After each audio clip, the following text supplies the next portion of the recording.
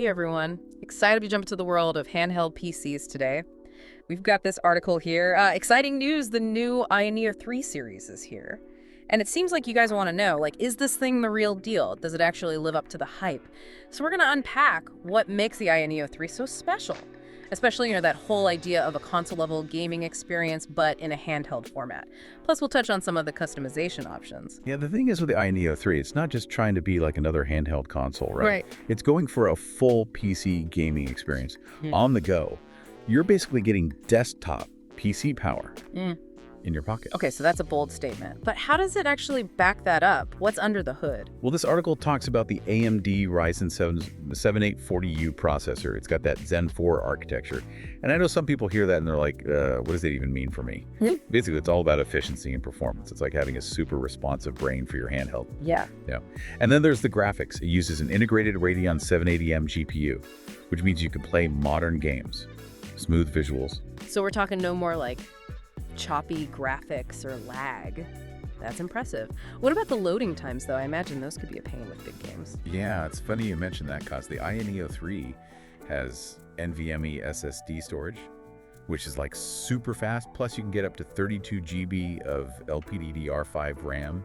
It's like a super highway for data. So yeah, loading screens should be pretty minimal. Okay, so it sounds like it's definitely got the power for a great gaming experience. But what about the actual feel of the device? Well, the article says it has a 7-inch IPS or OLED touchscreen with a 1080p resolution. So you're getting a really nice sharp picture. And they've also paid attention to the ergonomics, making it comfortable to hold, even for longer gaming sessions. Because, yeah, if it's not comfortable, you're not going to want to play for very long. Yeah. Here's a big question, though. What about the games themselves? Can you actually play all the PC games you love on this thing? Well, that's where it gets interesting, because it actually runs a full Windows operating system. So you have access to a huge library of PC games. You can use platforms like Steam, Xbox Game Pass, and you can even install emulators for those retro games. Wow, so it really is like a portable gaming PC then. That opens up a lot of possibilities. But I am curious, how do they make sure all those games actually run well on a handheld device? You know, one thing that impressed me reading this article was Ioneo's commitment to software updates. They're always working on firmware updates, performance tools to make sure those games run smoothly, and that you get the best possible battery life. So it's not like they just release the hardware and then forget about it. That's good to hear. Speaking of battery life, though, how long can you actually play this thing before needing to recharge? So they mentioned a battery capacity of 50-60 which is pretty decent considering the power it packs. Now, you're not going to get days of playtime, especially with those more demanding games, but you should get a good few hours in. Plus, they've included software that lets you kind of balance the performance and battery life. So you can crank up the performance when you need it, or you can scale things back to conserve power. Yeah, that's a nice feature to have, especially if you're on the go. Now, we keep talking about these demanding games. Can this thing actually handle them without, melting down? From what the article says, they designed it with a high TDP, thermal design power. So that means it can handle the heat from those demanding games without sacrificing performance. So you're telling me it won't turn into a hot potato in my hands? Good to know. And it seems like Ioneo really wants to make this a solid option for serious gamers. And they get that people have different needs and budgets, so they offer a range of configurations for the Ioneo 3. That makes sense. So it's not like a one-size-fits-all kind of approach. Exactly. And there's a pretty strong community of Ioneo users out there. We're sharing tips and settings, helping each other get the most out of their devices. It's like a built-in support network for handheld PC gaming. That's awesome. It's always great to know there's a community behind a device like this. So far, we've covered the powerful hardware, that amazing display, the game compatibility, and even the community support. But what about actually connecting it to other things? What kind of ports and options are we talking? Well, you've got your essentials. Yeah. Like USB-C and USB-A ports, a headphone jack. Yeah. And most of them even have an SD card slot for storage expansion. Plus, you can even get docking solutions to connect it to a bigger screen and peripherals if you want. So you could basically turn it into a mini desktop setup. Exactly. Yeah. Gives you a lot of flexibility. Now, you might have noticed the article mentions an Ioneo 3 and an Ioneo 3 Pro. Want to dig into what makes them different? Absolutely. Let's talk about those different models and what makes them unique. But first, how about we take a quick break, and we'll come back to that in part 2. Okay, so we've established that the Ioneo 3 is packing some serious power and a pretty small package. But now let's dig into these different models they offer. The article mentions a standard Neo 3 and then a Pro version. What exactly sets them apart? Yeah, the main difference is going to be the processor. The standard model uses that AMD Ryzen 7840 CU, which we talked about earlier. Yeah. But the Pro model is expected to use a Ryzen 9 7840U. So it's a step up in processing power for even smoother performance in those demanding games. So if you really want to push the limits, the Pro model sounds like the way to go. What about other differences, though, like memory and storage? Yeah, well, the Pro model offers up to 64 GB of RAM and SSD options up to 2 TB. The standard model maxes out at 32 GB of RAM, but it has similar storage capacities. And to keep all that power running smoothly, the Pro version has an enhanced cooling system and better power management. So they've really fine-tuned the Pro model for those who want that extra performance edge, huh? But beyond just the raw specs, are there any other key differences? One thing that stands out is dynamic TD key scaling, which lets you adjust the device's power consumption like on the fly. You know, if you want max performance, you crank up the TDP. But if you're trying to save battery life, you can dial it back. It's all about giving you control over how you want to use it. That's a great feature for a handheld, where battery life is always a concern. So with all these options, how do you decide which Neo 3 model is right for you? The article kind of touches on that. They suggest that the base model, the standard Neo 3, is a great fit for a wide range of gamers. It can handle those graphically intense AAA titles, indie games, pretty much anything you throw at it. This is a good all-rounder. What about the Pro model then? Who's that targeted towards? The Pro model is for the enthusiasts, the power users. You know, those gamers who demand the absolute best performance and are willing to pay a premium for it. It's kind of like the top-line sports car of handhelds. Makes sense. So it's about finding the right tool for the job. Speaking of tools, what kind of price tags are we talking here? Well, the article says the Neo 3 standard starts at around $800, with some variations depending on the storage and display options you choose. Okay, so not exactly an impulse buy, but a reasonable price considering all the tech we're talking about. What about the Pro model? Yeah, as you might expect. The Pro model comes with a higher price tag. It usually starts around $1,200, so it's a significant jump. But you are getting that top-tier performance and those extra features. So you're paying for the privilege of having the best of the best. Now let's zoom out for a second and think big picture here. We've talked about the specs, the different models, but what does the Neo 3 really mean for the future of gaming? Is this the start of a shift away from traditional consoles or gaming PCs even? That's a really interesting question. For a long time, PC gaming was tied to a desk, and consoles offered some portability, but still needed a TV or monitor. The Neo 3 is a huge leap forward, though. It gives you the power of a gaming PC and a device you can literally take anywhere. It's like ultimate freedom for gamers. You're no longer limited by location or a bulky setup. Exactly. And as these handheld PCs become more powerful, more affordable, I think we could definitely see a shift away from traditional consoles and maybe even gaming PCs down the line. Imagine a world where most people experience video games through these portable powerhouses. It would completely change the industry. And it's not just about portability. It also opens up new possibilities for gameplay and the kinds of experiences developers can create. They can start thinking outside the box, designing games specifically for handheld PCs, taking advantage of things like touchscreens or motion sensors. I can already picture games that use augmented reality, blending the virtual world with your real surroundings. Yeah, the potential is huge. We could see a wave of innovative games that just wouldn't have been possible on traditional platforms.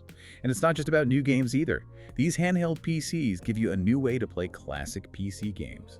Imagine playing your favorite RPG or strategy game on the go, seamlessly picking up where you left off on your PC. It's like having your whole gaming library at your fingertips, wherever you are. So for our listeners who are intrigued by the Neo 3 and might be considering taking the plunge, what are some key things they should keep in mind when choosing a model? First and foremost, consider your budget. Like we said, the Neo 3 comes in different configurations at different price points.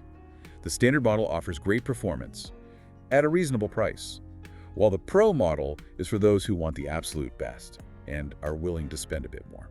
So assess your needs and your budget before making a decision. What else? Think about the types of games you play. If you're into those graphically demanding AAA titles, the Pro model with its more powerful processor and better cooling might be the better choice. But if you're more of a casual gamer, Who enjoys indie games or retro titles? The standard model will probably be more than enough. It's all about picking the right tool for the job, like we said before. Anything else? Battery life is another big one. The iNeo 3 has a decent battery, but it'll drain faster when playing those demanding games. So think about how long you typically play and whether you'll have access to power. Yeah, that's a good practical tip. There's nothing worse than having your gaming session cut short by a dead battery. Any other advice? I'd say do your research. Read reviews from other users. There are tons of resources online, forums, video reviews, where you can get insights into real-world performance and what it's actually like to use the iNeo 3. Yeah, reading reviews from other gamers can be super helpful. Definitely. And I'd also recommend checking out the iNeo community. They're very active, sharing tips, settings, even modifications to enhance their gaming experience. It's like a built-in support network for your handheld PC gaming journey. So as we wrap up this part of our deep dive, what's the key takeaway for our listeners? I think the main takeaway is that handheld PC gaming devices like the iNeo 3 are more than just a novelty. They're a big evolution in gaming tech, offering freedom, portability, and power like we've never seen before. And as the tech keeps getting better, I think these devices are going to play an even bigger role in the future of gaming.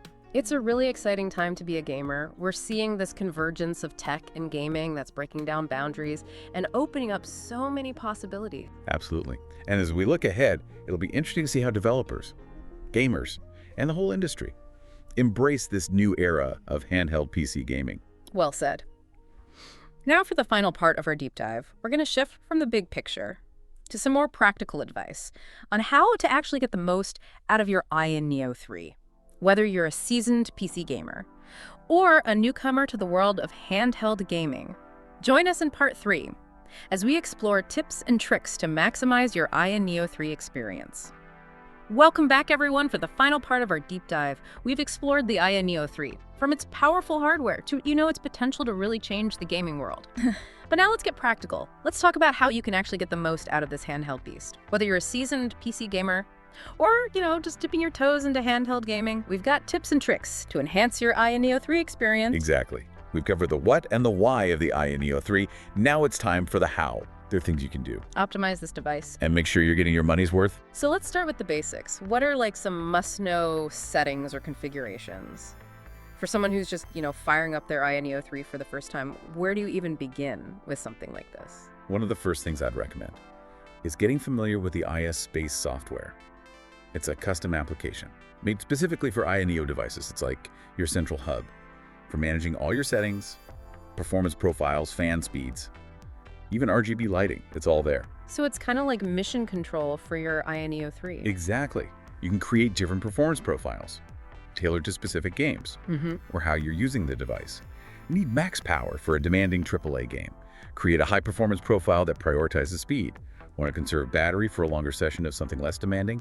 Set up a battery saving profile. Okay, that's pretty cool. So you can fine-tune the performance based on what you're playing. Are there any other essential settings people should be aware of?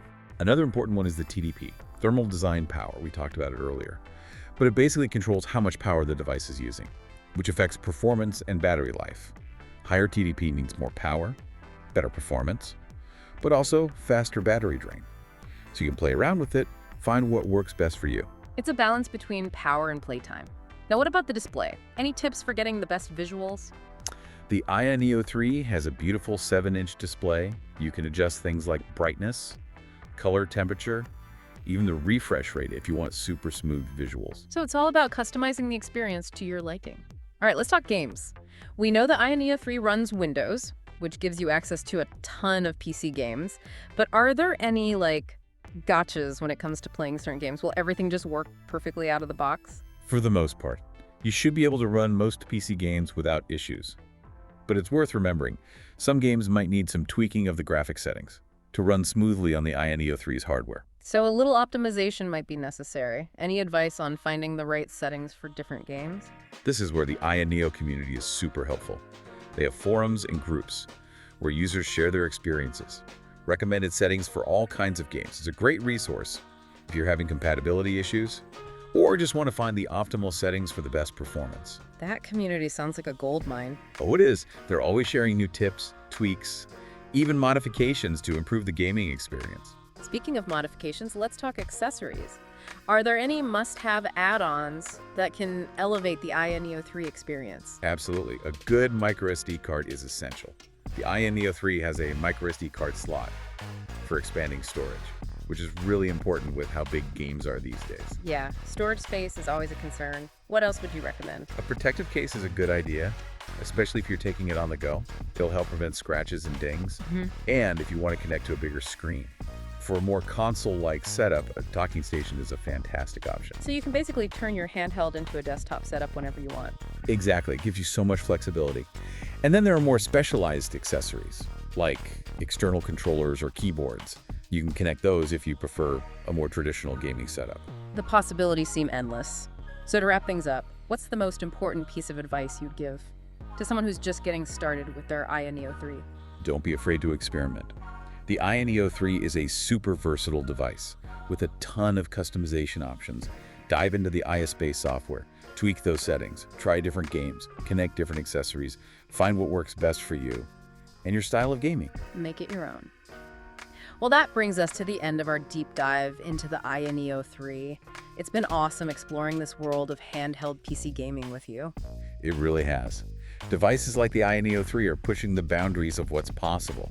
It's exciting to see where this tech goes next. Absolutely. Who knows what the future holds? But one thing's for sure, it's a great time to be a gamer. Couldn't agree more. So to all our listeners out there, if you're looking for a powerful, portable, and versatile gaming experience, the Aya Neo 3 is worth checking out. And if you're already an Aya Neo 3 owner, we hope this deep dive has given you some ideas and tips to level up your gaming. Until next time, happy gaming, everyone.